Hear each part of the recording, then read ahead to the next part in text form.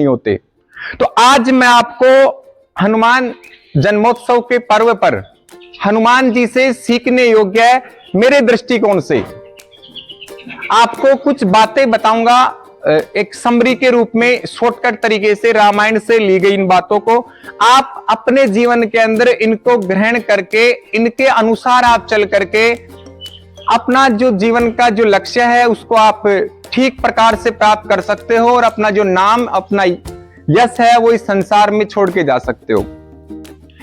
एक पहली नंबर की सीख है कि जो भी आपको जिम्मेवारी सौंपी जाए, आपको जो भी दायित्व दिया जाए उसका बखूबी निर्वहन करो।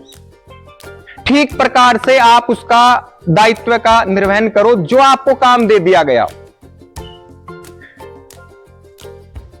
भगवान राम के द्वारा हनुमान जी को समय समय के ऊपर काफी दायित्व दिए गए। हनुमान जी ने कभी उन कामों को लेकर के बहाने नहीं बनाए। जैसे जब ये सब चीजें पता लग गई कि भाई माता सीता को एक रावण नाम का राक्षस है वो लंका के अंदर उठा करके ले गया वहां पे, अब माता सीता का ठीक प्रकार से पता कौन करके आए, कौन पता करके आए कि वहां पे है कि नहीं है, सकुशल है, कैसी है या फिर राक्षस है, पता नहीं मार काट करके खा गई, क्या क्या क्या नहीं है। मतलब ये सब चीजों को, इन सब चीजों का पता करने के लिए कौन जाए? जिम्मेदारी आई किस पे? हनुमान जी पे। हनुमान जी ने अब ये नहीं कहा, देखो उससे पहले ऐसा नहीं कि डायरेक्ट हनुमान जी को टारगेट किया गया, और भी काफी योद्धा थे वहां पे। सबने कहा कि मैं देखो जा सकता हूं लेकिन मैं वापस नहीं आ सकता, मैं आधी दूरी जा सकता हूं, मैं इतनी जा सकता हूं, मेरे साथ में ये है, मैं दिन के समय तो उड़ सकता हूं, रात में नहीं उड़ सकता, कुछ रात में उड़ सकता हूं, दिन में नहीं उड़ सकता। मतलब सब लोगों ने कुछ कुछ अपनी अपनी जो कमियां थी या कुछ अपने बहाने मान लो उनको बताया गया। हनुमान जी चुपचाप उधर सुनी सानी जगह पे खड़े शिला के पास में, और जो रामायण के अंदर जो रामादल के अंदर सबसे वयोवृद्ध व्यक्ति थे जामवंत जी, उन्होंने कहा कि हनुमान जी जा सकते हैं। एक बार में कहा कि बस हाँ हाँ चले जाएंगे, यानी उनको दायित्व दिया जा रहा है तो बहाने नहीं बना रहे। अभी अपन देखे अपने जीवन के अंदर, घर पे देख लो चाहे स्कूल पे देख लो, अपने मम्मी पापा कोई काम उड़ा दिए, बेटा वो कर लेना, मैं कैसे कर सकता हूँ ये काम। जैसे आपने कई बार जैसे क्लास में कह दे कि भाई तुम्हारे को ये सवाल याद करके ला, गुरुजी कौन याद कौन से, मतलब अपन बहाने बना देते हैं। तो जो भी अपने को कार्य सौंपा जाए उस कार्य को अपने को जबरदस्त तरीके से करना है, जबरदस्त तरीके से करना है, जबरदस्ती नहीं करना। देखो दोनों शब्द एक जैसे, इनके अंदर केवल किसका फर्क है? ई की मात्रा का फर्क है। जबरदस्त और जबरदस्ती, तो जबरदस्ती नहीं करना। जबरदस्ती कोई कार्य करोगे तो उसमें मजा आएगा क्या? कभी बोलो नहीं आएगा। जबरदस्त तरीके से करके दिखाओगे तो काफी मजा आएगा। तो जो भी आपको कार्य सौंपा जाए उसका आप निर्वहन बखूबी तरीके से, शानदार तरीके से कीजिए, फिर देखो जीवन के अंदर क्या मिलता अपने को। सीख नंबर 2 जो आप सीख सकते हो कि कभी भी जीवन के अंदर, सबसे बड़ी सीख है भैया ये, कभी भी जीवन के अंदर किए हुए का, प्राप्त किए हुए का, आगे करने वाले का अहंकार मत करो। अहंकार कर लिए तो ये मान के चलो कि फिर जो दशा है वो बड़ी बेकार होने वाली है। तो कभी भी अहंकार नहीं करना चाहिए अपने को। जो भी कर लिया हाँ कर लिया, जो भी सामने वाला। हनुमान जी ने कभी अपने मुख से ये नहीं कहा, पूरी रामायण के अंदर शुरू से लेकर के लास्ट तक अनोखे अनोखे कार्य किए।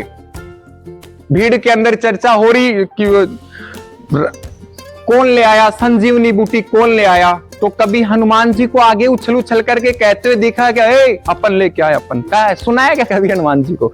नहीं सुना। सीता माता की खोज करके आ गए, समुद्र को एक छलांग के अंदर लाग गए और वापस आकर के पूरा पता कर लिया उन्होंने, फिर भी कभी अहंकार नहीं उनके जीवन के अंदर। अहंकार के ऊपर एक वो बड़े लोगों की कहावत भी है कि जो लोग कहते थे हमें सब पता है, उनका पता आज दुनिया ढूंढ रही है। और ये थोड़ा आपको भी मालूम होगा कि अहंकार के चलते ही रामायण का कौन सा पात्र चल बसा, जिसकी पूरी नगरी उजड़ गई, पूरा वंश उजड़ गया, पूरा परिवार मिट्टी में मिल गया। कौन? रावण। रावण में भी तो ऐसे ही सुनते हैं ना कि क्या था, अहंकार था। तो वो अहंकार अपने को कभी भी जीवन के अंदर नहीं करना। तीसरे नंबर की सीख, सर्व संपन्न होते हुए भी आपके पास में खूब चीजें हैं, काफी चीजें हैं, फिर भी गुरु बनाइए। मैं आप में से एक क्वेश्चन पूछना चाहता हूं कि हनुमान जी के गुरु कौन थे? हनुमान जी के गुरु कौन थे? थोड़ा हाथ खड़ा करके बता दो तो मजा आ जाए। बैठे बैठे बता दो। हाँ, वेरी गुड। एक बार साहिल भैया के लिए तालियां।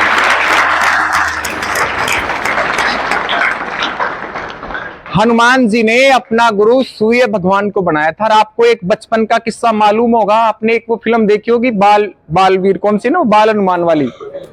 हनुमान जी बचपन में सूर्य भगवान को क्या कर गए थे? निकल गए थे ना। उन्होंने बाद के अंदर दोबारा जाकर के अपना गुरु बनाया। तो जीवन के अंदर जो भी कुछ मिले अपने को, उसके बाद भी अपने को गुरु के प्रति श्रद्धा रखनी चाहिए, अपने को गुरु बनाना चाहिए। गुरु का एक और फायदा रहता है, आपको बताऊं क्या? देखो, आप सब उस चीज को महसूस कर सकते हो। बड़ा अच्छा उदाहरण है, एक सिंपल उदाहरण है, अपने दैनिक जीवन का उदाहरण है।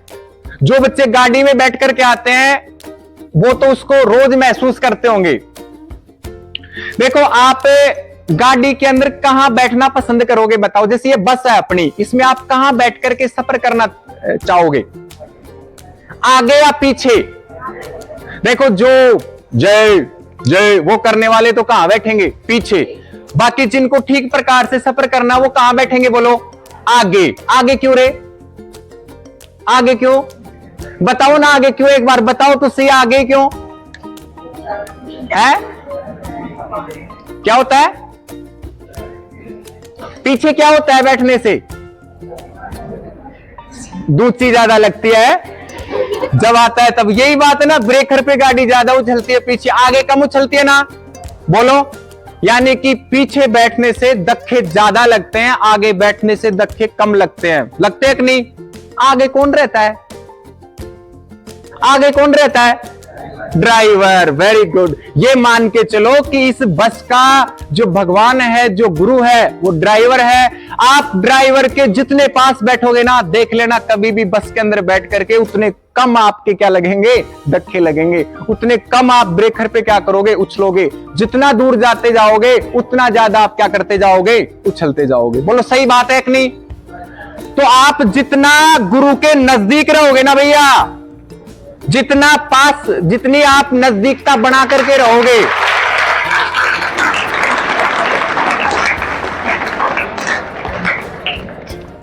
जितनी आप गुरु से नजदीकता बना करके रहोगे, जिंदगी के अंदर उसके धक्के नहीं लगेंगे, नहीं लगेंगे।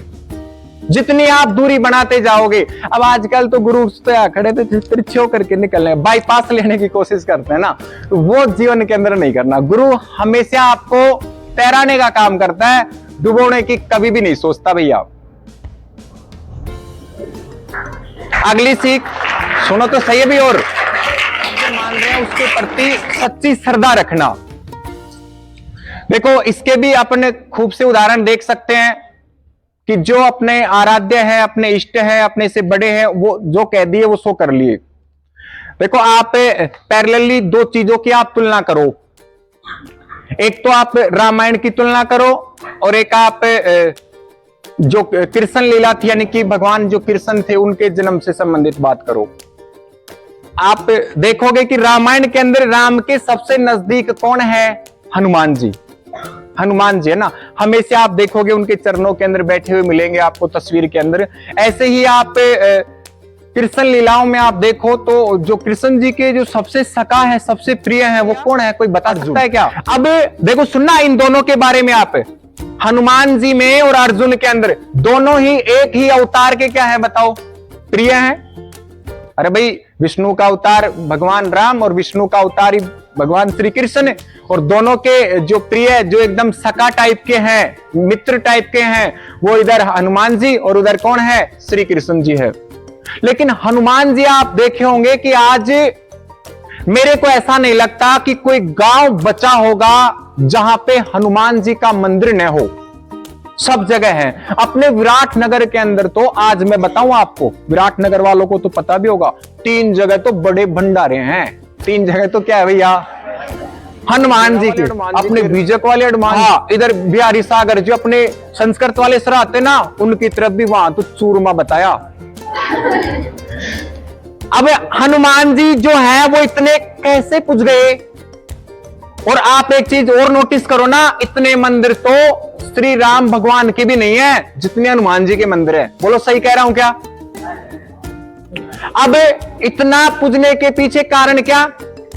वही आज्ञा पालन, गुरु की बातों का कहां मानना, सब चीजें। देखो मैं आपको 2-3 मोटे मोटे से उदाहरण बताऊं, छोटे तो काफी हैं। जब भी श्री कृष्ण जी के द्वारा अर्जुन को कुछ बात बताई जाती, कुछ करने के लिए कहा जाता, तो श्री कृष्ण जब भी कहते ना, तो पहले अर्जुन नाटता, फिर उसके बाद के अंदर वो काफी उसके धक्के मुक्के लगाता, फिर वो कार्य करता। जैसे उदाहरण बताऊं मैं आपको, जब रुक्मणी स्वयंवर हो रहा था तो उस समय एक शिशुपाल नाम का एक राक्षसी, मानो आप उसको, राक्षस काफी मारकाट कर जाता था और श्री कृष्ण से काफी चिढ़ता था वो। तो उन्होंने अर्जुन से कहा कि अर्जुन देख, मैं जा रहा हूं कहां पे, रुक्मणी स्वयंवर के अंदर, और वो पीछे से वो शिशुपाल कभी भी आ सकता है यहाँ पे, तो तेरे को यहाँ रहना है, यहाँ रह करके रक्षा करनी है, जिम्मेदारी निभानी है तेरे को। नहीं माना वो अर्जुन, नहीं माना कि नहीं साथ चलूंगा मैं भी। तो चल भाई साथ चल। फिर वो आया और फिर आपको मालूम है कि रुक्मणी स्वयंवर के अंदर ही शिशुपाल का भगवान श्री कृष्ण अपने जो चक्र है उससे वध कर देते हैं। इधर हनुमान जी को राम ने जब भी कहा कि सीता मां की खोज करके आनी है, लंका के अंदर जाके पता करके आना, कभी ना नहीं कि मैं कैसे ना ऐसे थोड़ा भी बहाना नहीं, हाँ जी, तुरंत एक छलांग के अंदर उड़ करके और पता करके आ जाते हैं।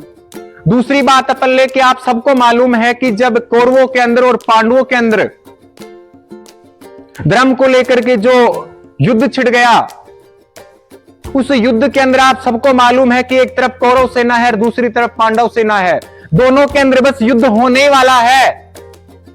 और अर्जुन क्या कर देता है, हथियार डाल देता है, मैं नहीं लड़ूंगा। सामने जो सेना है उसके अंदर कौन है, मेरे ही परिवार के लोग हैं, मेरे गुरु हैं, मैं उनको कैसे मार सकता हूं। जबकि साथ के अंदर कौन है उनके, साक्षात भगवान बैठे हैं, श्री कृष्ण बैठे हैं उनके रथ के ऊपर, और वो कह रहे हैं कि ये अधर्मी है, इनको मारने के अंदर कोई बुराई नहीं, लेकिन फिर भी नहीं, मैं तो नहीं मार सकता, हथियार डाल दिए। आप सबको मालूम होगा कि उस समय अर्जुन को जगाने के लिए, सही बात बताने के लिए, दोबारा से हथियार उठवाने के लिए भगवान श्री कृष्ण ने पूरे 18 अध्याय कह डाले उस युद्ध के मैदान के अंदर। उन 18 अध्यायों को आज अपन किसके रूप में जानते हैं, कोई बता सकता है क्या? श्रीमद् भागवत गीता। सुनी होगी आपने गीता। वो गीता पूरी की पूरी अर्जुन को जागृत करने के लिए कही गई।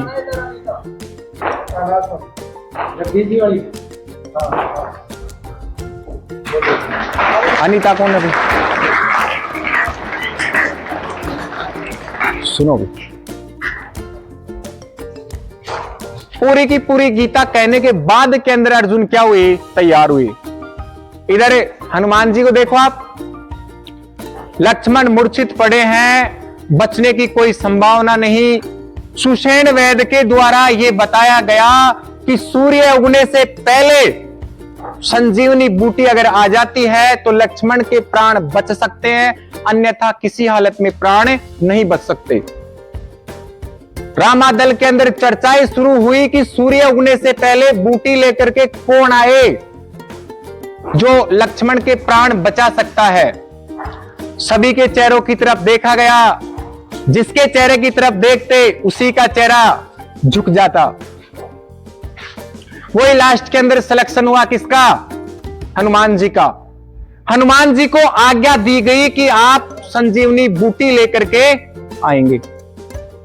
हनुमान जी ने एक बार भी ऐसे नहीं कहा कि मैं रात को अंधेरे में कैसे जाऊंगा, कैसे ढूंढूंगा, मैं तो कभी देखा ही नहीं संजीवनी बूटी को, कैसी है, कैसे उड़ करके आऊंगा वापस से, मेरे बस की बात नहीं है। उन्होंने कहा जी ठीक है और चल दिए। और यह भी था रास्ते के अंदर उस दुष्ट रावण के द्वारा भेजा हुआ जो कालनेमी था वो भी बैठा था हनुमान जी को अपना ग्रास बनाने के लिए, अपना भोजन बनाने के लिए, लेकिन उसकी भी फिक्र छोड़ते हुए, उसका भी जो अंत करते हुए हनुमान जी जाते हैं। और देखो यहां पे आप हनुमान जी का जो उनके विद्या है, उनका जो गुण है, बल तो है ही है, इसमें तो कोई दो राय नहीं है। यहां बल और विद्या दोनों का मिश्रण आपको देखने को मिलता है कि वहां पर्वत के ऊपर, द्रोणगिरी पर्वत के ऊपर हनुमान जी पहुंच जाते हैं। अब वो चक्कर में ये पड़ जाते हैं कि यहां पे कौन सी संजीवनी बूटी है जिससे लक्ष्मण के प्राण बच सकते हैं। कंफ्यूज हो जाते हैं वहां पे, किसका सिलेक्शन करूं, जब गलत लेके चला गया और पूरी रात निकल जाएगी, दोबारा आने के अंदर विलंब हो जाएगा, लक्ष्मण के प्राण जा सकते थे। कौन सी बूटी, कितनी बूटियों को लेके आऊं, वहां तो सभी चमकीली बूटियां थी।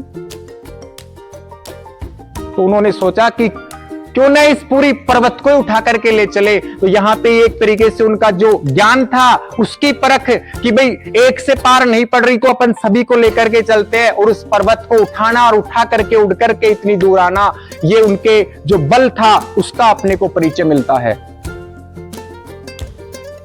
तो कभी भी अपने को जब भी कोई आज्ञा दी जाए, उस आज्ञा का अपने को बखूबी पालन करना है। पालन करोगे तो जिस प्रकार से आज इस कलयुग के अंदर भी हनुमान जी पूजे जा रहे हैं और पूजे जाते रहेंगे आगे भी, उसी प्रकार से आपका भी यश और जो प्रताप है वो हमेशा इस जीवन के अंदर पूजा जाता रहेगा।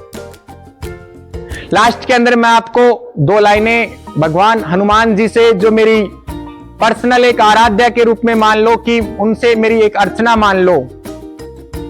संकट मोचन संकट हर लो, मंगल के दिन मंगल कर दो। बड़ी आस लेके आया हूं तेरे द्वार पे, मेरा मिलन सिया राम से कर दो, मेरा मिलन सिया राम से कर दो।